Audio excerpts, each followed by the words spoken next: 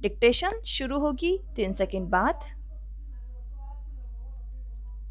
महोदय, मेरे लिए जिसने विज्ञान को बाहर से ही महसूस किया है, यह असमंजस की बात है कि इसके बारे में उन लोगों से कुछ निवेदन करूं जो इसकी विभिन्न शाखाओं में पारंगत विज्ञानी हैं।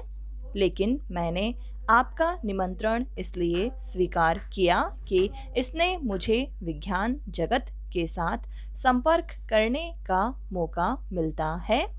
आपने इस अधिवेशन के लिए एक महिला वैज्ञानिक को अध्यक्ष चुना है, इसकी मुझे खुशी है।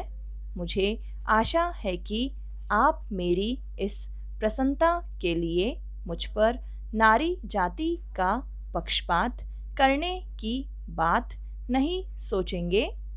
यह अंतर्राष्ट्रीय महिला वर्ष की अच्छी शुरुआत है। सबसे महत्वपूर्ण विज्ञान है जीव विज्ञान। ज्ञान के अन्वेषण का क्रम अनंत है। उसकी 2 प्रेरणाएं रही हैं।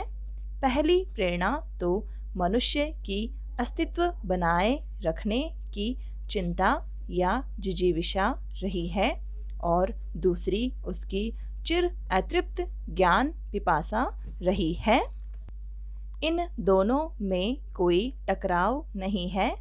वे कभी कभी समानांतर चलते रहे हैं, परंतु अनेक बार वे एक दूसरे में मिल गए हैं और एक दूसरे की परितृप्ति करते रहे हैं। एक से व्यवहारिक विज्ञान का उदय हुआ और दूसरे से मूल विज्ञान का। भारत में हमें इन दोनों की आवश्यकता है। जब हम अधिसंख्य लोगों के जीवन यापन के स्तर को ऊंचा उठा पाएंगे, तभी हम थोड़े से प्रतिभाशाली लोगों के लिए उच्चतर लक्ष्यों की प्राप्ति के वास्ते संतोषप्रद वातावरण का निर्माण कर सकेंगे। आज विश्व में प्रबल विचार मंथन हो रहा है और मनोवृत्तियों पर प्रश्न चिन्ह लगाए जा रहे हैं।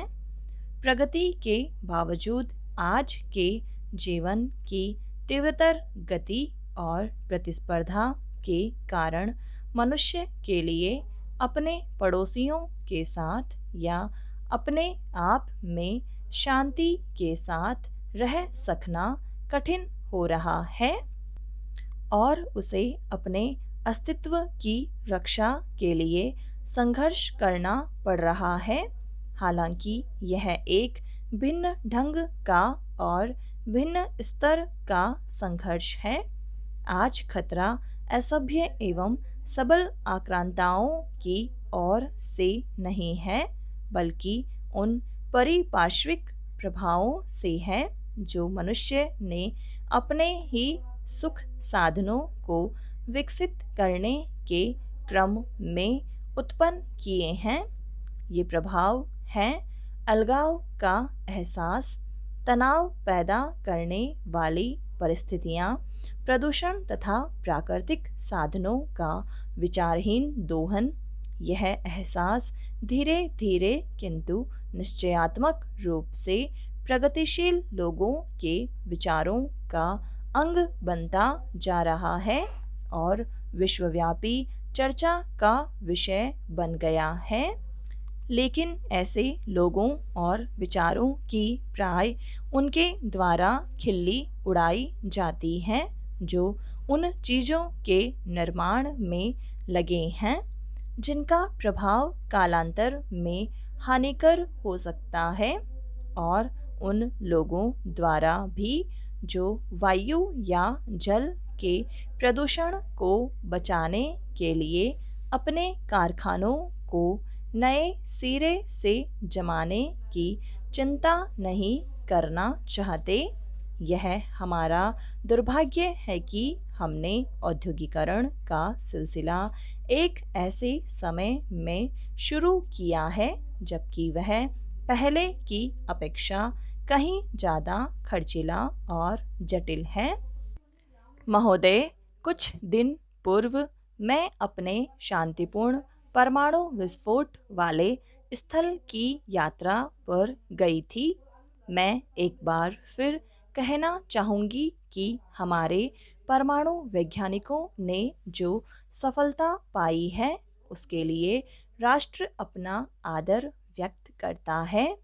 वह समर्पित भावना, दक्षता और साथ मिलकर काम करने का उज्जवल उदाहरण था और यह काम बिना शोर शराबे के बड़ी खूबी के साथ पूरा किया गया। परमाणु ऊर्जा आयोग इसके निष्कर्षों की छानबीन कर रहा है और उसकी आरंभिक रिपोर्ट शीघ्र मिलने की आशा है। मुझे विश्वास है कि वैज्ञानिक समुदाय को देश की अपेक्षा और भी ज़्यादा प्रसन्नता हुई है। जो अनेक बधाई संदेश मिले हैं उनमें इस तथ्य को विशेष रूप से रेखांकित किया गया है कि इस प्रयोग ने सिद्ध कर दिखाया है कि हमारे वैज्ञानिकों को अगर एक निश्चित काम सौंपा जाए और उन्हें लगातार सरकार की सहायता मिलती रहे, खासतौर पर प्रबंध के बारे में लचीलापन बना रहे और फिर उन्हें तकनीकी समस्याओं को विश्वास के वातावरण में सुलझाने दिया जाए, तो वे क्या कुछ सफलता प्राप्त नहीं कर सकते हैं। यह सरकार के लिए सबक है। वैज्ञानिक समुदाय को भी अपनी उदासीनता त्याग देनी चाहिए और सरकारी प्रयास के साथ साथ उत्साहपूर्वक आगे बढ़ना चाहिए। भारतीय वैज्ञानिकों के लिए जो भी प्रमुख प्रेरणा हो, वे भारतीय विज्ञान के इस बृहत्तर उद्देश्य से बचकर आगे नहीं बढ़ सकते कि उन्हें पहले एक ऐसे आधुनिक समाज का निर्माण करना है जो वैज्ञानिक दृष्टिकोण से युक्त और अंधविश्वास तथा संकीर्णता से मुक्त हो।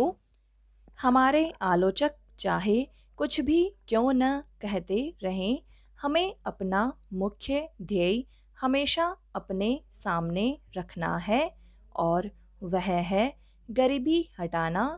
क्या कृषि की पैदावार बढ़ाने, परिवार कल्याण कार्यक्रम को ज़्यादा असरदार बनाने, संचार साधनों का विकास करने, तात्कालिक मसलों के हल के लिए वैज्ञानिकों की योग्यता का लाभ नहीं उठाया जाना चाहिए। इन क्षेत्रों में हमारे देश में काफ़ी काम किया जा चुका है, लेकिन अभी भी बहुत कुछ करना शेष है और अनुसंधान कार्य को तेज किया जाना चाहिए। हमारा ध्यान परमाणु ऊर्जा के शांतिपूर्ण और लाभदायक प्रयोग की ओर बरबस खिंच जाता है। क्या हम अपने साधनों और अपने ऊर्जा भंडार को बढ़ाने के लिए इसकी महान संभावनाओं की अनदेखी कर सकते हैं? हम घटनाओं को एक खास ढंग से ही घटने के आदेश नहीं दे सकते, परंतु हम उनके प्रति अपनी प्रतिक्रिया को नियंत्रित कर सकते हैं। पिछले साल इन दिनों हमने तेल और मुद्रा संकट के आरंभिक परिणामों को महसूस किया था। तेल, उर्वरक और अनाज के भाव विश्व की मंडियों में तेजी से बढ़े हैं। हमें देश के अंदर ही तेल के नए क्षेत्रों का पता लगाने के लिए अपनी समस्त वैज्ञानिक प्रतिभाओं को एकजुट करना होगा। वैज्ञानिकों और तकनीकी विशेषज्ञों का समुदाय राष्ट्र के वैज्ञानिक और तकनीकी प्रयासों पर सरकार की कुछ आर्थिक नीतियों के प्रभाव के बारे में चिंतित हैं। गत 18 महीनों में हमारी पहली प्राथमिकता रही है मुद्रास्फीति पर नियंत्रण पाना। समाप्त।